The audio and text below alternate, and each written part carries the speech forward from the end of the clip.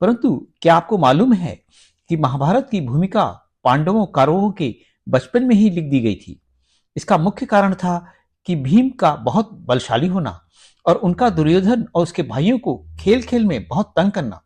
जब भीम दुर्योधन और उसके भाइयों के साथ खेलते थे, वे दौड़कर किसी वस्तु को सबसे पहले उठा लेते।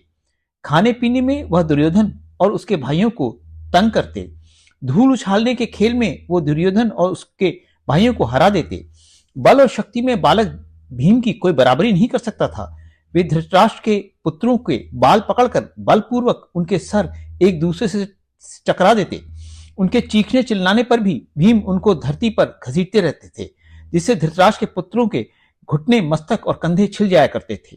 भीम जल में क्रीड़ा करते हुए अपनी दोनों भुजाओं से धृतराष्ट्र के 10 बालकों को पकड़कर देर तक पानी में गोते लगाते रहते थे। जब धृतराष्ट्र के पुत्र अधमरे से हो जाते थे, तब भीम उन्हें छोड़ते थे। जब धृतराष्ट्र पुत्र वृक्ष पर चढ़कर फल तोड़ने लगते, तब भीम वृक्ष को जोर से हिला देते थे। उन पर चढ़े हुए धृतराष्ट्र के पुत्र डरकर फलों के साथ पृथ्वी पर गिर जाते थे।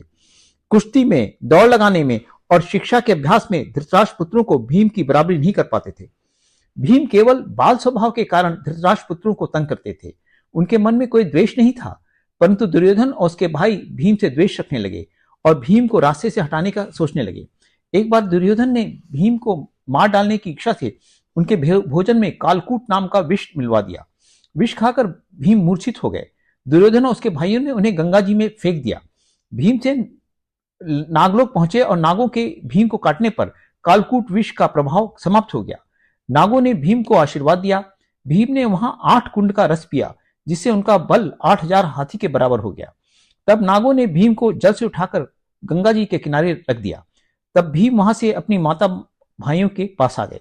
इसके बाद भी दुर्योधन ने भीम को कालकूट विष दिया, जो भीम ने खाकर पचा लिया। उन्हें कुछ नहीं हुआ। तात्पर्य यह है कि बालक भीम ने बचपना करते हुए दुर्योधन और उसके भाइयों को बहुत तंग किया। इसलिए दुर्योधन के मन में बड़ी शत्रुता और द्वेष हो गया कि उसने भीम को मारना चाहा। भीम के बचपने के कारण और दुर्योधन के द्वेष के कारण महाभारत के युद्ध का बीच कौरवों और पांडवों के बीच में बचपन में ही पड़ गया था।